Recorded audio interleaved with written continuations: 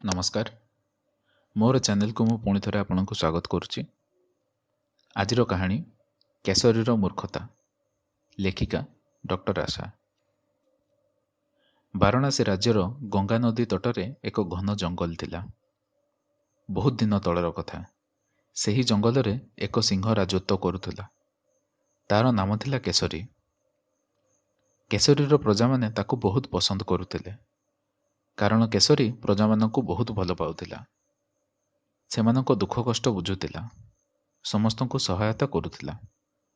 ତାଙ୍କର ରାଜ୍ୟରେ କେହି ଭୋକିଲା ନଥିଲେ କିମ୍ବା କାହାର କିଛି ଅଭାବ ନଥିଲା।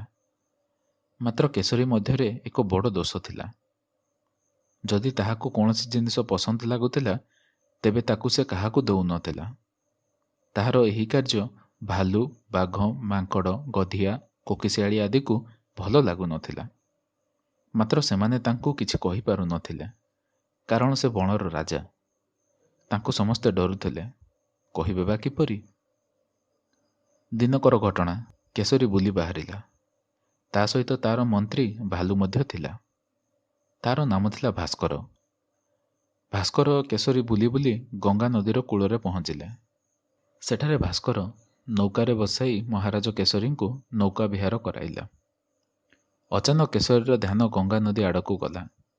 ସେ ଦେଖିଲା ଗଙ୍ଗା ନଦୀର ଜଳ ପୂର୍ବ ଦିଗକୁ ପ୍ରବାହିତ ହେଉଛି। କେଶରୀଙ୍କ ରାଜ୍ୟର ସୀମା ସେଠାରେ ସମାପ୍ତି ହୋଇଯାଉଛି। ମାତ୍ର ସେ ଦେଖିଲା ଯେ ପାଣି ବହି ଅନ୍ୟ ରାଜ୍ୟକୁ ଚାଲିଯାଉଛି। ସେ ଭାସ୍କରକୁ ପଚାରିଲା, ଭାସ୍କର, ଏଠାରୁ ପାଣି କେଉଁଆଡ଼େ ଯାଉଛି? ମୋଗଲ ସରାଇ ଆଡ଼କୁ ମହାରାଜ। ନୌକାର ମଙ୍ଗମଡ଼ି ମନ୍ତ୍ରୀ ମହୋଦୟ ଉତ୍ତର ଦେଲେ। ମୋଗଲ ସରାଇର ନିକଟସ୍ଥ ନଦୀକୂଳ ଜଙ୍ଗଲରେ ଗୋଟିଏ ସିଂହ ରହୁଥିଲା। ତା ଉପରେ କେଶରୀ ବଡ଼ ବିରକ୍ତ ହେଉଥାଏ।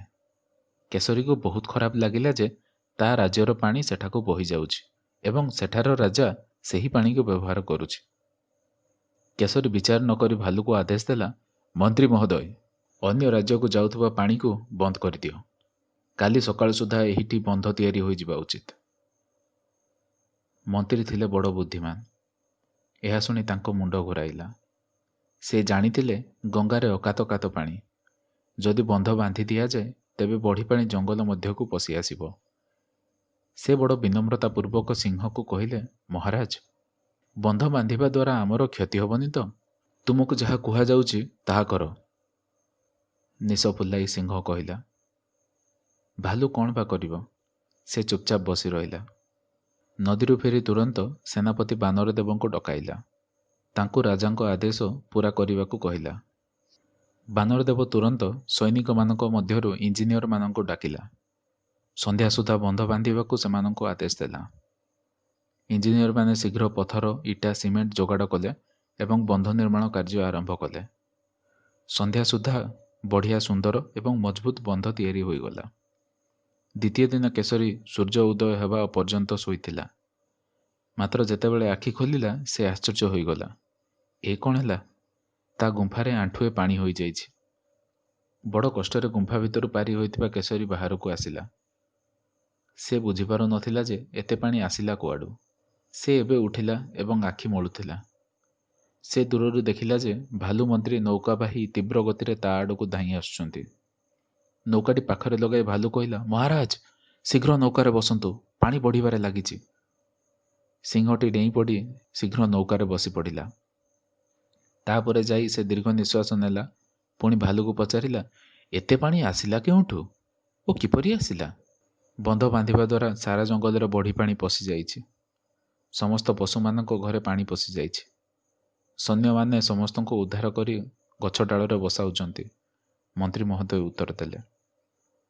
ଏହା ଶୁଣି ସିଂହ ନିଜର ମୂର୍ଖତା ପାଇଁ ଅନୁତାପ କଲା। ଯଦି ପ୍ରଥମେ ମନ୍ତ୍ରୀଙ୍କ କଥା ମାନିଥାନ୍ତା, ତେବେ ଏତେ ଦୁର୍ଦ୍ଦଶା ହୋଇନଥାନ୍ତା। ସେ ତୁରନ୍ତ ସେନାପତିକୁ ଡାକିଲା ଏବଂ ବନ୍ଧ ଭାଙ୍ଗିବାକୁ ଆଦେଶ ଦେଲା। ହଜାର ହଜାର ବାନରମାନେ ସେହି କାର୍ଯ୍ୟରେ ଲାଗିଗଲେ। କିଛି ସମୟ ଭିତରେ ବନ୍ଧଟି ଭାଙ୍ଗିଗଲା। ଜଙ୍ଗଲରୁ ବଢ଼ିପାଣି ଦୂର ହୋଇଗଲା। ତେବେ ଯାଇ ସିଂହ ସୁସ୍ଥରେ ଶ୍ୱାସ ନେଲା। ଜଳଖିଆ କରିବା ସମୟରେ ସିଂହ ଭାଲୁକୁ କହିଲା, ମନ୍ତ୍ରୀ, ଆପଣଙ୍କ କଥା ନ ଶୁଣି ବହୁତ ବଡ଼ ଭୁଲ କଲି। ଆପଣଙ୍କୁ ଏତେ କଷ୍ଟ ସହିବାକୁ ପଡ଼ିଲା। ମାତ୍ର ମୁଁ ଚିନ୍ତା କରୁଥିଲି ଯେ ସମସ୍ତ ପାଣି ଆମ ପାଖରେ ରହିଲେ ବହୁତ ଲାଭ ହେବ। ପଡ଼ୋଶୀ ରାଜାଙ୍କୁ ଜଳ ଦେଇ କର ଆଦାୟ କରିବା। ଭାଲୁ କହିଲା, ମହାରାଜ, ନଦୀର ପାଣି ତ ଭଗବାନଙ୍କର ଦାନ ଅଟେ। ଏହା ଉପରେ ଆମର ଯେତିକି ଅଧିକାର ଅଛି, ଅନ୍ୟମାନଙ୍କର ମଧ୍ୟ ସେତିକି ଅଧିକାର ଅଛି।